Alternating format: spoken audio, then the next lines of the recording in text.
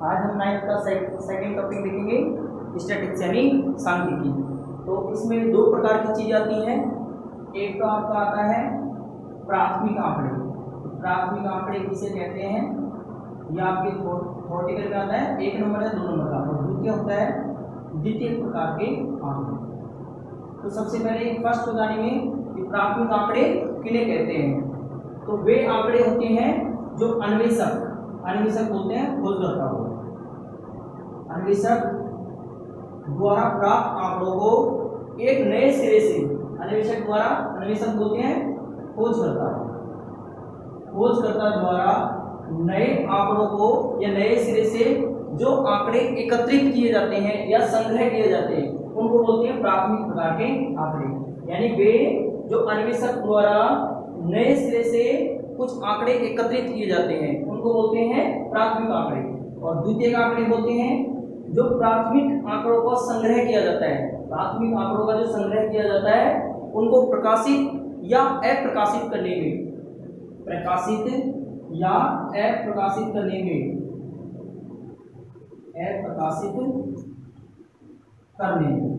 द्वितीय प्रकार के आंकड़े काम आते हैं।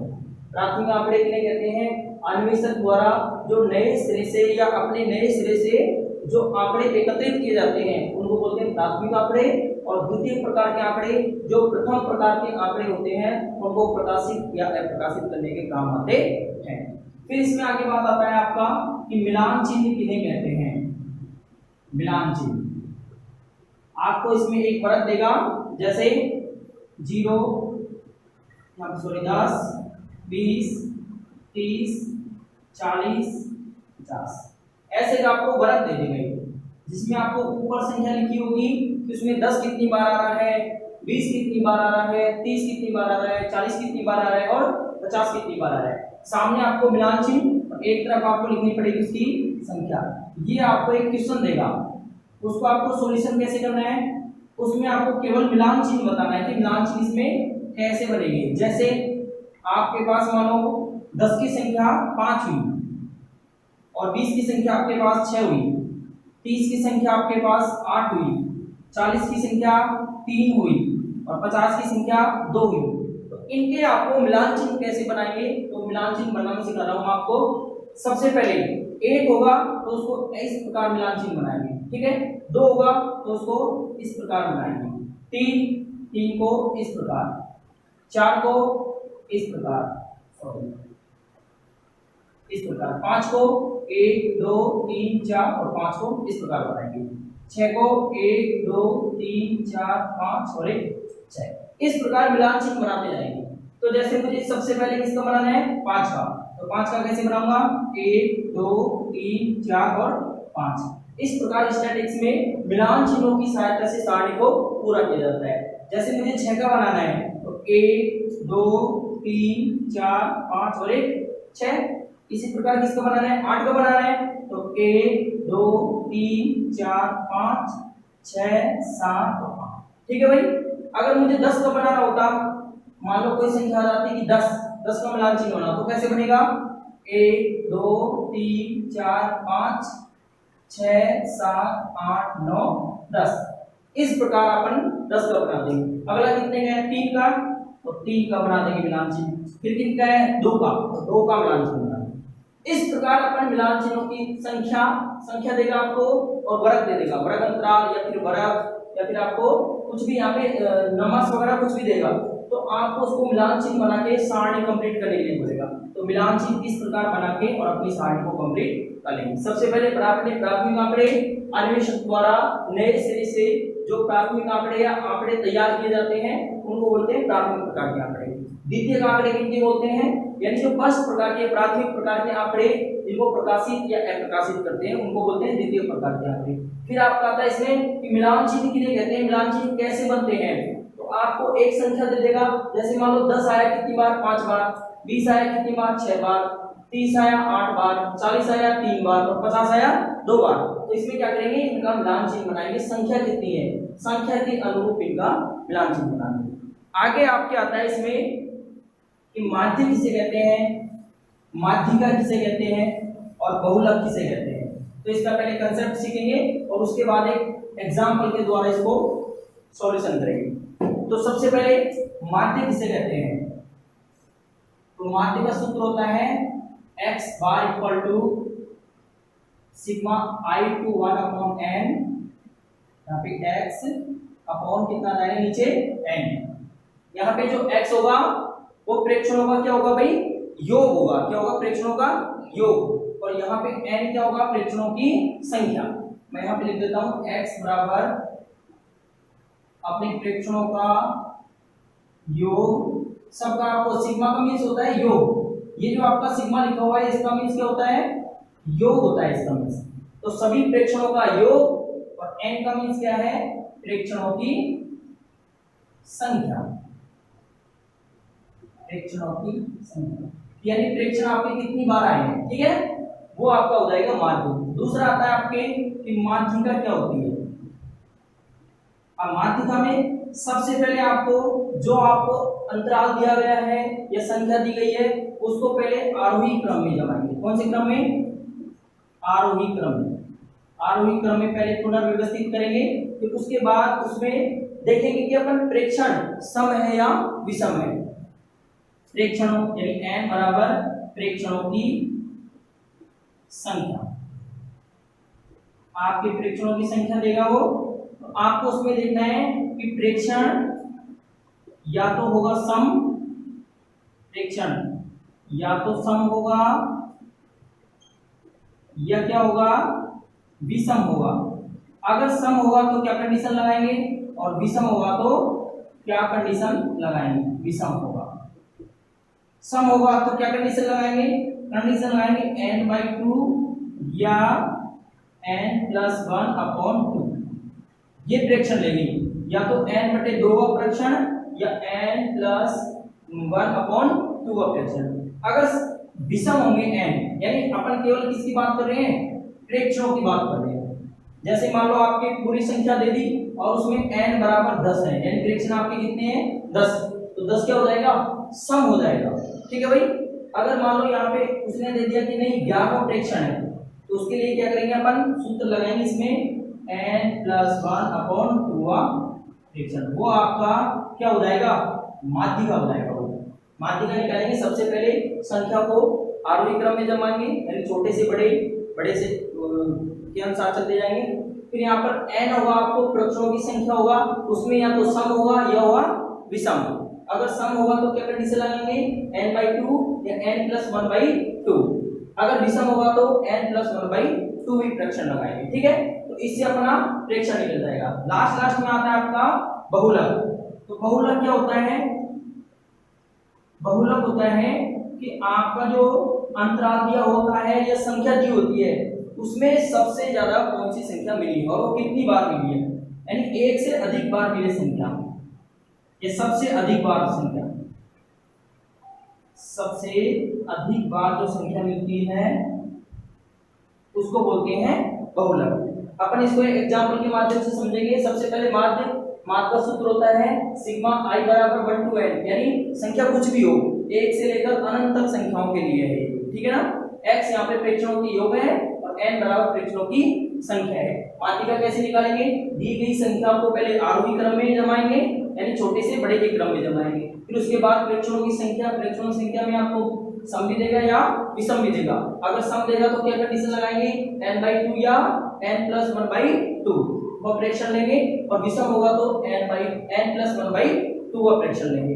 बहुलक होता है कि वह सबसे अधिक कितनी बार मिली हुई संख्या है। तो अपन एक एग्जांपल के माध्यम से इसको सॉल्व करने की कोशिश करेंगे।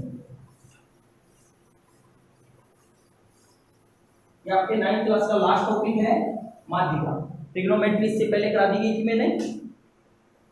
अब आपका एक क्वेश्चन जिसमें अपन एक संख्या लेते हैं। जैसे मैंने पहले एक संख्या ली है, इस संख्या है आपकी 0 5 4 6 9 3 2 3 4 3 3 1। ये आपका एक प्रेक्षण है। इस प्रकार ये प्रेक्षण हो गया। ये ऐसे आपको प्रेक्षण देगा। तो सबसे पहले आपसे पूछेगा कि आप मुझे इसमें माध्य कैलकुलेट करके बताइए। तो माध्य का फॉर्मूला होता है x बार बराबर sigma I21 n x upon n। तो सबसे पहले अपन इसमें n का मान लिखेंगे कि n का मान कितना है इसमें, यानी प्रेक्षण अपने कितने हैं। तो सबसे पहले काउंट करो 1 2 3 4 5 6 7 8 9 10 11 और 12। तो 12 इसमें क्या है प्रेक्षण, तो n बराबर 12 हो जाएगा, यानी प्रेक्षणों की संख्या कितनी हो जाएगी यहाँ पे 12।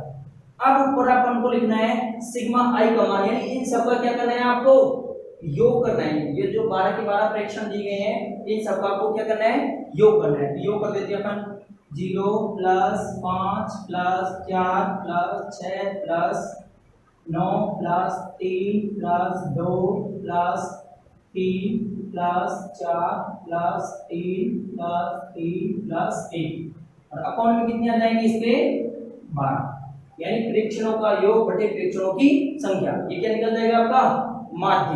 माध्य को x बार से प्रदर्शित करते हैं।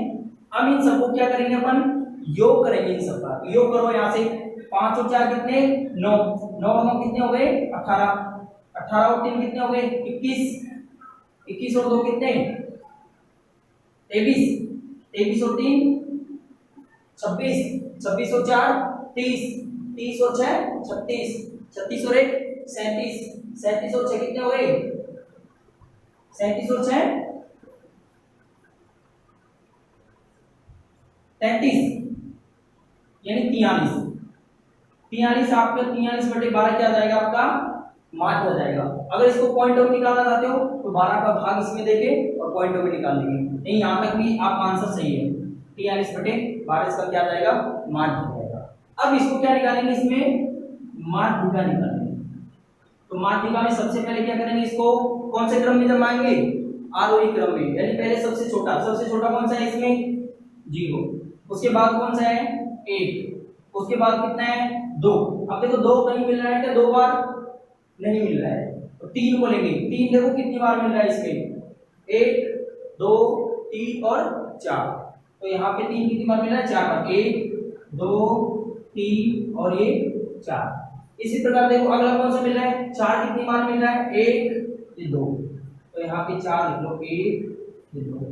नेक्स्ट अगला कौन सा है आपका 5 कितनी बार मिल रहा है 1 बार मिल रहा है 5, 6 कितनी बार मिल रहा है 1 बार मिल रहा है 6, 7 आ रहा है क्या कहीं नहीं, 8 आ रहा है क्या नहीं, केवल कितना आ रहा है 9। अब काउंट करो संख्या पूरी 12 होगी क्या 1 2 3 4 5 6 7 8 9 10 11 और 12 हो गई आपकी संख्या पूरी। इसको आपने आरोही क्रम में जमा लिया। अब आपको यहाँ पे सबसे पहले देखना है n, कि n क्या है। तो n क्या है सम या विषम, क्या है यहाँ पे सम, तो n बराबर लिख देंगे अपन सम। सम लिखने के लिए अपन के पास दो कंडीशन थी n/2 या n+1/2 का प्रेक्षण, ये आपका क्या हो जाएगा माध्यिका। तो यहां से n/2 का मतलब क्या है 12/2 और n+1/2 या 12+1/2, तो यहां से कितना जाएगा 6, 2 को भाग देंगे तो या 7, इसका 13 हो जाएगा और 13 के बाद 6 से ऊपर जाएगा, तो 6 से ऊपर को क्या लिख लेंगे 7 लिख लेंगे, 6वां या 7वां प्रेक्षण। तो 6वां या 7वां प्रेक्षण, तो 6वां या 7वां देखो कहां पे होगा 1 2 3 4 5 6, अब छठा भी यही है और 7वां भी यही है, तो यहाँ पे क्या आंसर आ जाएगा केवल 3। तो माध्यिका कितनी हो जाएगी आपकी 3। ठीक है भाई। अब निकालेंगे बहुलक। मैं यहाँ लिखता हूँ साइड में, बहुलक का मैंने अभी बताया था कि सबसे पहले बहुलक कैसे निकालते हैं, यानी कितनी बार सबसे अधिक मिल रहा है संख्या, तो कितनी बार सबसे अधिक मिल रही संख्या 3, कितनी बार आ रही है 4 बार, तो इसका बहुलक कितना हो जाएगा केवल 3, जो 4 बार सबसे अधिक मिल रहा है, सबसे अधिक मिल रहा। इस प्रकार आपका माध्य निकल जाएगा, माध्यिका निकल जाएगी और बहुलक निकल जाएगा। इसमें आपको बस कुछ नहीं करना है, संख्याओं को जोड़ के और संख्या का भाग देना है। भाग देके यहाँ पे पॉइंट ऑफ व्यू आंसर लिख सकते हो आगे निकाल के, ठीक है ना। और माध्यिका कैसे निकालेंगे, अगर सम आ गया तो n/2 या n/2 फ्रैक्शन, अगर विषम आ गया यहाँ पे तो केवल आपको n+1/2 ये करना है। और बहुलक होता है जो संख्या सबसे अधिक बार मिले, तो 3 मिला है सबसे अधिक बार, कितनी बार मिला है, 4 बार, तो ये आपका क्या निकल जाएगा, बहुलक निकल जाएगा। अब मैं इसके लिए HW डाल देता हूँ, आपका ग्रह कार्य है जो आपको घर पे बैठ के करना है। इसमें आपको तीनों ही निकालने हैं, माध्य भी निकालना है, माध्यिका भी निकालनी है और बहुलक भी निकालना है। माध्य भी निकालना है, माध्यिका भी निकालनी है और बहुलक भी निकालना है आपको। कैसे निकालेंगे, क्वेश्चन डाल देता हूँ, आपको घर पे बैठ के करना है ये।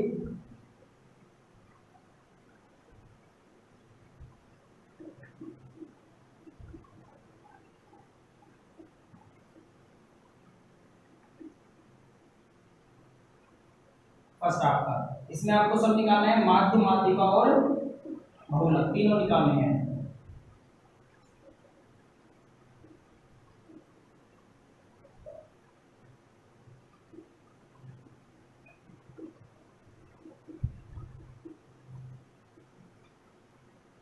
दोनों आपको घर से करके लाने हैं।